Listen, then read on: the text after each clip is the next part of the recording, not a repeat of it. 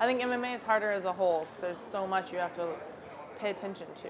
For example, Monday is a ground and pound day, and Tuesday is big glove sparring, and Wednesday is just wrestling, no submissions, and Thursday is most like a fight, MMA sparring, and then Friday is drilling. So every day is like this different, you know, mindset, and you have to grasp a lot more. Boxing, you go in whether you're hitting mitts or sparring, it's kind of a streamlined focus for the day, you know. So I think that it's easy to kind of stay focused, like this is what we're doing, but there's so much in MMA that it's like you almost have to change your mindset. It's like Wednesday's wrestling, and you get so into your takedowns and your positions that you're not even throwing a punch, and then Thursday you come in and you gotta have MMA sparring, and so it just changes things.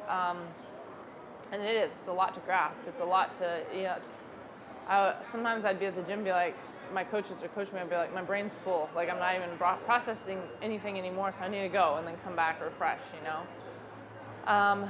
And it is just, with everything that you have to learn, there's a counter to everything. So there's just a lot more. And I do think that MMA is harder. I will say, I think that MMA is harder. I think boxing is harder in the sense with these two things. You might be up against a really defensive fighter, and you have to be more creative. You got to create the openings, you know, because you've only got punching. In MMA, if they're really defensive up top, it's like, well, you can shoot on them, take them down. Their legs are open. You can kick their legs. There's a lot you can still do. When in boxing, if they're real defensive, you know, you can't hit the spine, you can't hit the legs, you can't hit below belt.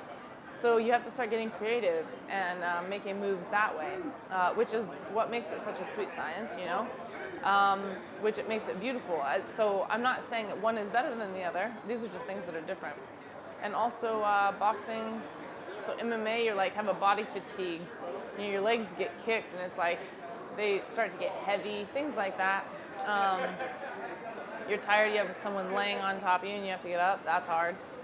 And then there's boxing though, when it's around 8, 9, 10 and your arms are kind of tired and you still can only punch them. It can be a suffocating feeling, you know. In MMA, you can kick them, you can, you know, clinch them, you can take them down. There's a lot of things you can do. In boxing, it's like you have two weapons, and even if your arms are tired, you still only have those two weapons. So it's kind of you get more of a arm fatigue, I guess. Like your arms never feel like that.